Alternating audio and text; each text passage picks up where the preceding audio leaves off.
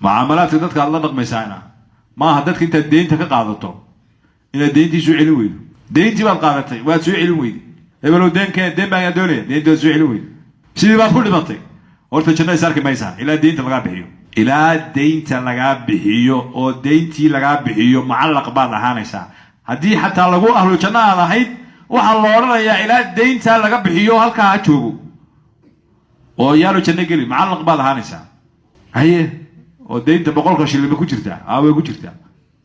1000 shilina ku jira qaar ba moodaya 1000 shilin inaan deynta ku jirin 2000 baa ku jira oo 500 baa ku jira waa deyn lagu leeyahay is xisaabi haday caawataadii noqoto oo geeriyooto janno gali maysi waa deyntu khatar bay ku jirtaa waa in deynta iska bixisaa laga doonaya is xisaabi oo buug iyo qalin qaado oo wariyaa wax kugu leedahay caawa haday taadii noqoto ood geeriyooto yaa wax kugu leedahay haddii ninkii deynta lagu lahaa aad garan weydo meel uu joogaba waad raadinaysaa waad weyday ninkii meel alla meel uu joogaad weyday lacagtana isaga kugu leh waad u sadaqaynaysaa waxaad leedahay ilaahay ninkii deynta igu lahaa maayo laakiin waan u sadaqeeyay waa taas waan u sadaqeeyay haddaad beri dambe saragtaan lacagta waad bixinaysaa hadana waad siinaysaa ninkii ama waad u sheegaysaa waxaad leedahay lacagtii baa kuu sadaqeeyay haddaad doonaysana waa ku siinayaa waad iga diyaar waad u sadaqaysa marka horta yaa u diyaara inuu deyntana iska bixiyo isna xisaabiyo aan mustacdiin bana Allah inoo fududeeyo waa inaad deynta iska bixiso waa inaad xisaabtada laga doonayo sidaas aad ku badbaadaysaa lama nin deyn ka qaatay wuxuu yiri deyn baa ka doonaya deyntaysi markaasuu yiri marxaati keen ilaahay baa iga marxaatiye buu yiri waaye kafiilkeen ilaahay baa iga kafiila anuu cid kale ma haye sida hadda igu siinaysa iga sii laakiin maalinta noocaas aan ballanno waan keenayaa deyntii adigu lahayd sidii buu ku siiyay wuxuu ilaahay baan mar hadda ilaahay marxaati ka dhigatay waa taas oo la soco sidii buu deyntii ninka kaga qaatay maalintii ay ballameen ayuu sidii u geeyay deyntiisii dabeedna meeshii uu joogay iyo meeshii kale kii deynta ku lahaa uu joogay doon baa loo kala raaci jiray doontii buu waayay maalintii waqtigiina uu taagan yahay ballantiina way taaganta doontii uu soo raaci laana ma hayn uu fikiro wuxuu maxaad yeeshaa waqtigu uu dhaafay maanta hadduu kugu dhaafana waxa tahay qof deyntii ninkii ballantii kaga baxay dabeedna loox meesha yaalay oo badda ag yaalay ayuu soo qaaday lacagtiiba ku riday waraaqna uu raaciyay ku socotay hebel ka socotay hebel hebelow doontii baan waayay lacagtii adigu lahayd waanigaas oo ku soo diray ilaahay oo ninkii maalintii aad iga marqaati ahay deyntii ninkaas igu lahaa ilaahay iga gaarsi xawaalad looxa ka waran dabeedna baashi uu ku riday looxii buu ku riday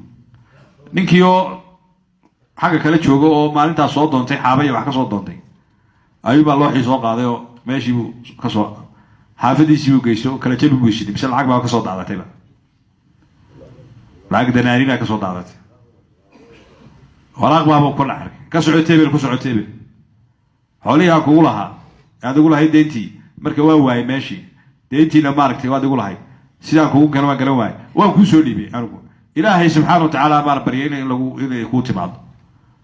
ninkii aad buu farxay lacagtiisina uu helay bari dambe ninkii sarkeen ka warna buu yiri way soo gaadhay buu yiri yaa gaarsiiyay hadday waxa dhabka yihiin ilaahay baa subxaanahu wa ta'aala murugooda baa ilaahay subxaanahu wa ta'aala kaga filnaaday marka waxa weeye deyn haddaad qaadato waa inaad iska bixiso mucaamalada aad dadka la dhaqmayso goobtaad ka shaqayso waa inaad dhab ka sheegto ma aha shaqaalaan ahay haddana waqtiga aad meesha ku bixinaysay ma xalaashanayo kaama soconayso waa inaad taa ilaalisa lagaa doonaya naftaaduna waa ammaano maalkaagu waa ammaano waqtigaagu waa ammaano intaba ammaanada ilaahay ku saaray inaad ilaalisa lagaa doonaya ammaanada cirka iyo dhulkaa diiday bini aadanka xambaaray حنبارست هذا حنبارتي وحلا قاعد دوني أمانة هذا حنبارتي مسؤولية ده إن الكسر بعضه هو وقت جاجا وحقوق بدن ما أنت قيامها حسابته أي كلا عيسى ووقت جوي إلهي هرتيش إن الله قاعد معي إلى أوقف وأفر سؤالاتك جوابه أمام الله كنا قاعد ماشي عندك ويدين سنة وإلهي نرى المية يا رسول كوينو يا رسول الله ما ننسى قيامها ورتعيدها إن حسابنا يسأل وعيه نبي حكولي صلى الله عليه وسلم إلهي بقى إن حسابنا يبون إلهي مركز يقول ما هدو إلهي إن حسابنا يو إلهي وكريم وي أو القفل لو ديبي أما إتكلم لو وكيلني أو يسوي إن حسابنا يو ورب كريم بيقول وعليه كريم كهاي ويان إلهي سبحانه وتعالى وكريم ودقس إلهي وأنا أقول في ليه